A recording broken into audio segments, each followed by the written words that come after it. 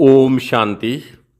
आज 30 मार्च 2026 के सोमवार के प्रातः मीठी मीठी मधुवन मुरली के बाप दादा के मधुर ईश्वरीय महावाक्य सुनते हैं। मीठे मीठे प्यारे प्यारे बाप दादा ने कहा, मीठे बच्चे, शिव बाबा के इस रचे हुए रुद्र यज्ञ की तुम्हें बहुत बहुत संभाल करनी है।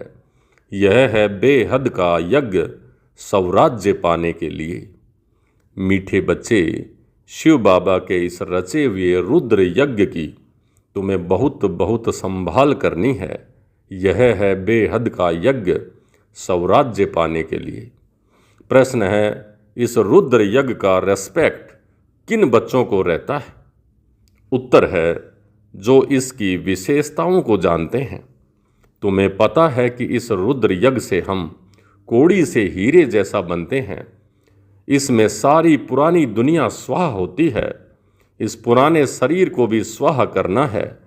कोई भी ऐसा बेकायदे कर्म न हो जिससे यज्ञ में विघ्न पड़े। जब ऐसा ध्यान रहे तभी रिस्पेक्ट रख सकते हैं। गीत चला, माता ओ माता, तुम हो जग की भाग्य विधाता। ओम शांति। बच्चों ने गीत सुना। जिन्होंने बनाया है वह तो बेचारे माता को जानते ही नहीं हैं।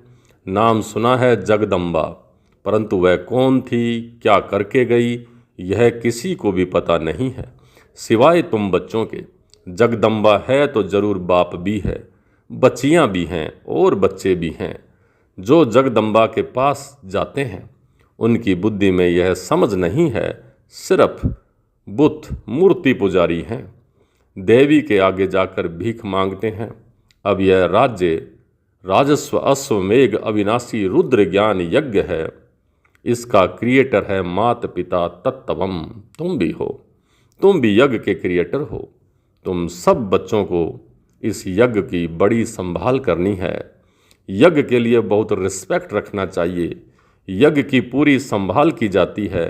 यह हेड ऑफिस और भी ब्रांचेज हैं।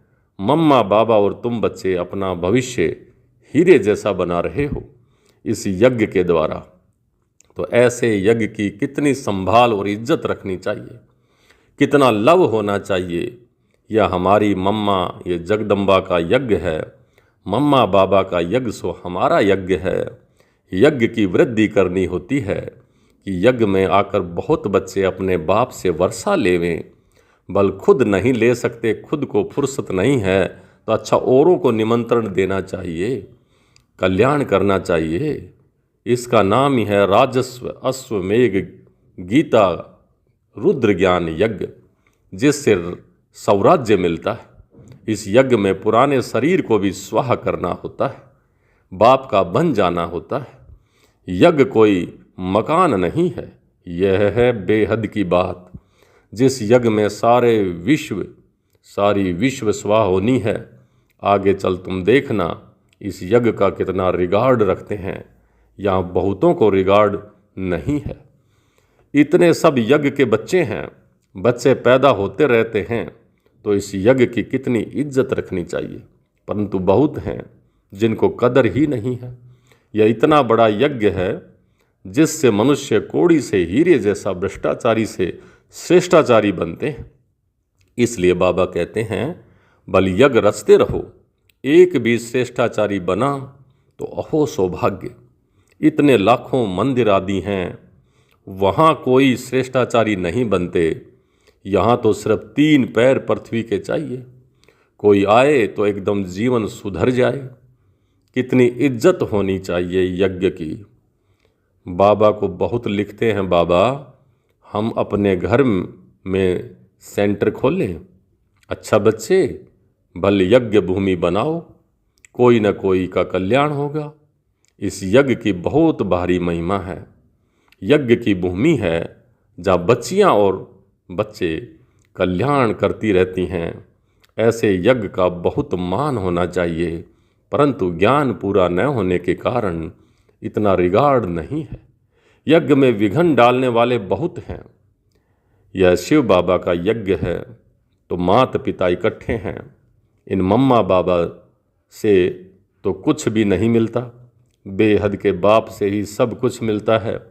वह एक है, मम्मा बाबा कहा जाता है शरीरधारी को। निराकार को तो शरीर है नहीं। तो बाप कहते हैं कि साकार का भी मुरीद मत बनो, मामेकम याद करो। या बाबा भी मुझे याद करते हैं, चित्रों में दिखाते हैं, राम कृष्ण ब्रह्मा आदि सब उनको याद करते हैं। ऐसे है नहीं, वहाँ तो कोई याद करते ही नहीं हैं। उनको प्रारब्ध मिल गई, उनको याद करने की क्या दरकार है। हम पतित बने हैं, हमको ही पावन बनने के लिए याद करना है। महिमा एक की ही है, उनके सद के इनका नाम है, इनका मान है। तुमको कोई भी देहधारी को याद नहीं करना है। देहधारी से उनका परिचय मिलता है, लेकिन याद उनको करना है। बाबा भी देहधारी है, सब परिचय देने वाले हैं। तो ब्रह्मा बाबा भी देहधारी है, तो वो भी शिव बाबा को याद करते हैं, वो भी उन्हीं का परिचय देते हैं। परंतु बहुत ऐसे भी बेसमझ बच्चे हैं जो कहते हैं हम तो डायरेक्ट शिव बाबा की प्रेरणा से ज्ञान ले सकते हैं।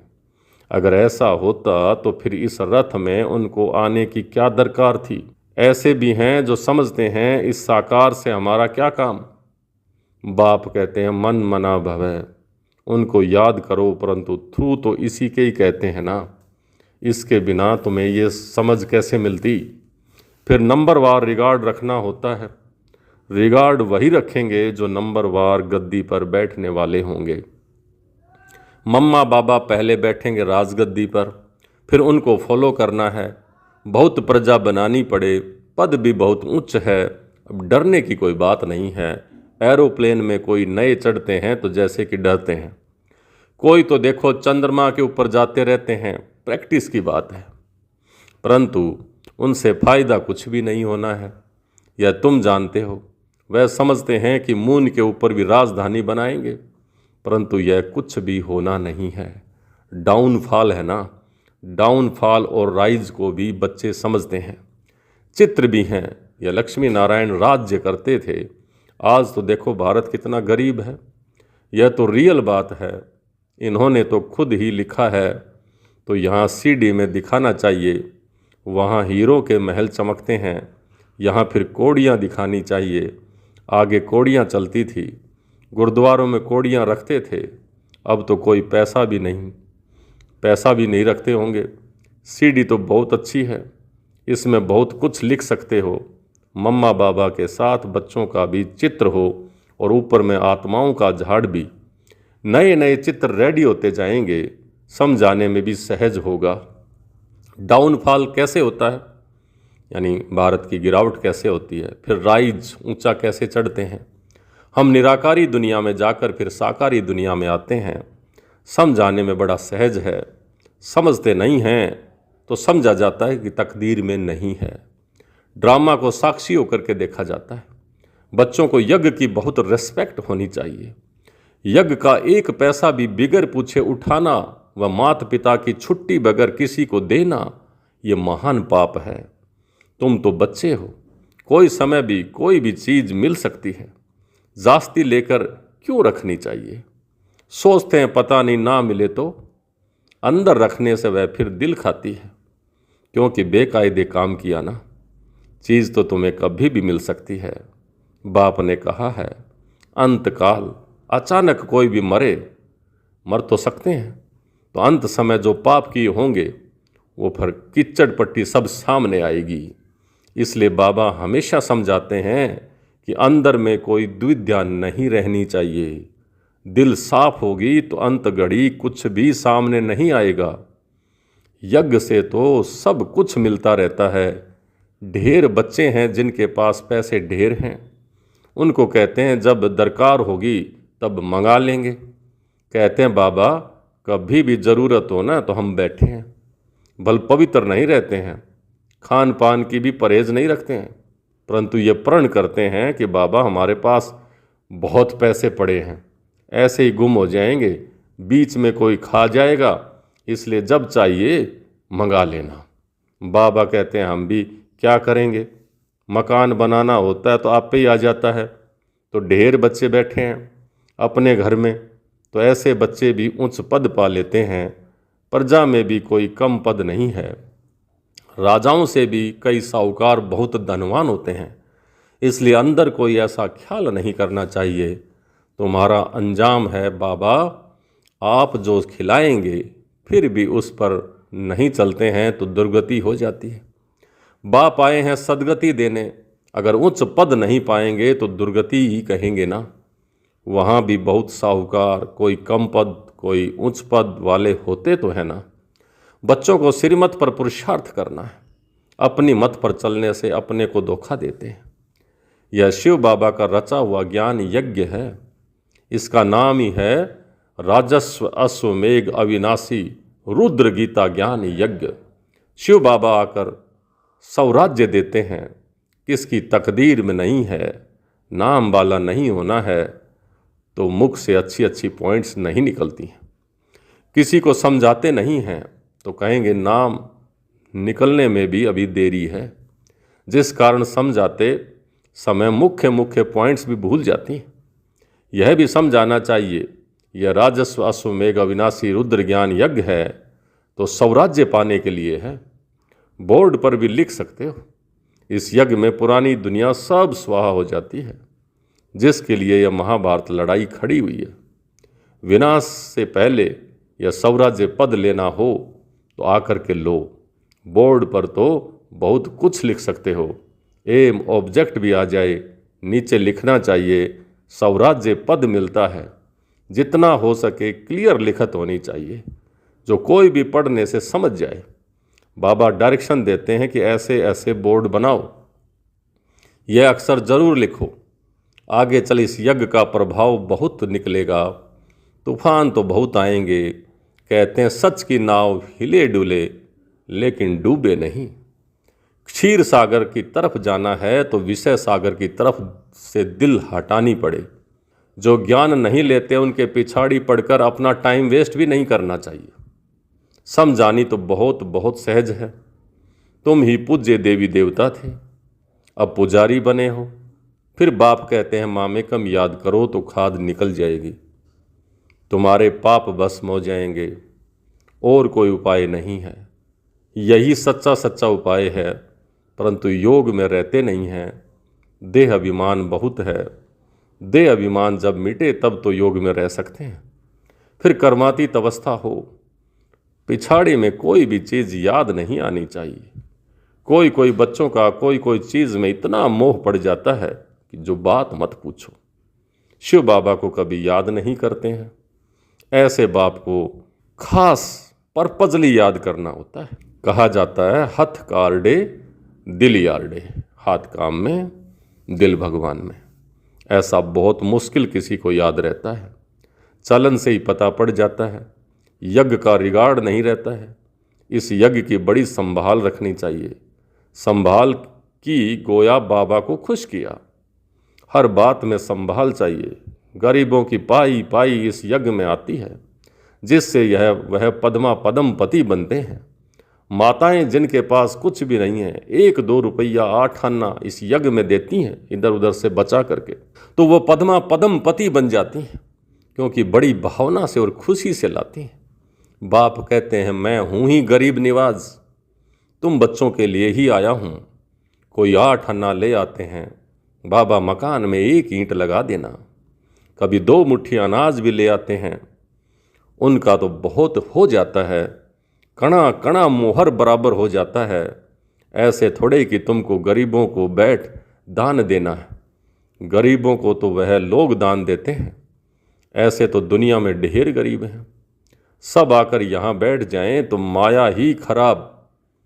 अगर सब गरीब भी यहाँ आकर के बैठ जाएं ऐसे बिना ही ज्ञान के, बिना ही धारणा के, योग के, तो माथा ही खराब कर देवें। ऐसे तो बहुत हैं, बहुत कहते हैं हम यज्ञ में समर्पण हों, परंतु संभाल करके लेना होता है। ये पवित्र यज्ञ है। ऐसा ना हो यज्ञ में आकर उद्यम मचावें। यज्ञ में तो बहुत पुण्य आत्मा बनना चाहिए, बड़ी संभाल करनी चाहिए, रिगार्ड रखना चाहिए यज्ञ के लिए। जिस ईश्वरीय यज्ञ से हम अपना शरीर निर्वाह करते हैं, यज्ञ का पैसा किसी को देना बड़ा पाप है। यह पैसे हैं ही उनके लिए जो कौड़ी से हीरे जैसा बनते हैं, ईश्वरीय सर्विस में है। बाकी गरीबों आदि को देना यह तो दान पुण्य तो तुम जन्म जन्मांतर करते आए हो, उतरते उतरते पाप आत्मा ही बनते गए हो। तुम बच्चे सबको बाप का परिचय देने के लिए छोटे छोटे गांवों में भी प्रदर्शनी आदि करते रहो। एक गरीब भी निकल आए ना तो वो भी अच्छा है, क्योंकि करोड़ों में एक है, कोटों के बराबर है। इसमें कोई खर्चा तो नहीं है ना।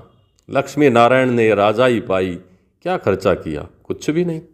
विश्व की बादशाही पाने के लिए खर्चा तो कुछ भी नहीं किया। वह लोग आपस में कितना लड़ते हैं, बारूद आदि पर कितना खर्च करते हैं। यहाँ तो खर्चे की कोई बात नहीं है। बिगर कौड़ी खर्चा 1 सेकंड में विश्व की बादशाही लेते हैं। अलफ को याद करो, बेबादशाही है ही। बाप कहते हैं जितना हो सके सच्ची दिल से सच्चे साहब को राजी करो तो सचखंड के मालिक बनेंगे। झूठ यहाँ नहीं चलेगी, याद करना है। ऐसे नहीं कि हम तो बच्चे हैं ही, याद करने में बड़ी मेहनत है। कोई विक्रम किया तो बड़े घोटाले में आ जाएंगे, बुद्धि ठहरेगी नहीं। बाबा तो अनुभवी है ना, बाबा बताते रहते हैं। कई बच्चे अपने को मियाँ मिट्ठू समझते हैं, परंतु बाबा कहते हैं बहुत मेहनत है, माया बहुत विघन डालती है, इसलिए सावधान रहना है, मियाँ मिट्ठू नहीं बनना है। अच्छा, मीठे मीठे सिक लिधे बच्चों प्रति मात पिता बाप दादा का याद प्यार और गुड मॉर्निंग। रूहानी बाप की रूहानी बच्चों को नमस्ते। हम रूहानी बच्चों की रूहानी बाप दादा को याद प्यार, गुड मॉर्निंग और नमस्ते। नमस्ते मीठे बाबा, बहुत बहुत शुक्रिया आपका। धारणा के लिए मुख्य सार। पहला, अपने इस रुद्र यज्ञ का बहुत बहुत रेस्पेक्ट रखना है। यज्ञ का वातावरण बहुत शुद्ध पावरफुल बनाने में सहयोगी बनना है। इसकी प्यार से संभाल करनी है। दूसरा, अपने पास कुछ भी छिपा कर नहीं रखना है।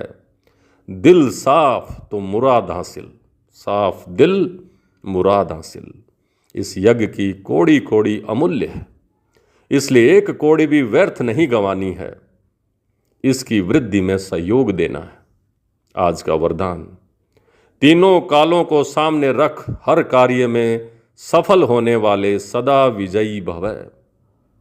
तीनों कालों को सामने रख हर कार्य में सफल होने वाले सदा विजयी भव। लौकिक रीति में भी जो समझदार होते हैं वह आगे पीछे सोच समझकर फिर कदम उठाते हैं। ऐसे यहाँ भी आप बच्चे जब कोई कार्य करते हो तो पहले तीनों कालों को सामने रख कर फिर करो।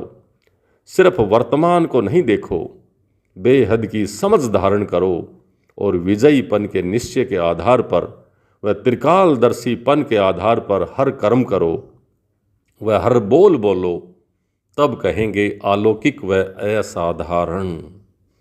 आज का स्लोगन, हद के किनारों को छोड़ एक बाप को सहारा बना लो तो पार हो जाएंगे। हद के किनारों को छोड़ एक बाप को सहारा बना लो तो पार हो जाएंगे। ये अव्यक्त इशारे निश्चय के फाउंडेशन को मजबूत कर सदा निर्भय और निश्चिंत रहो।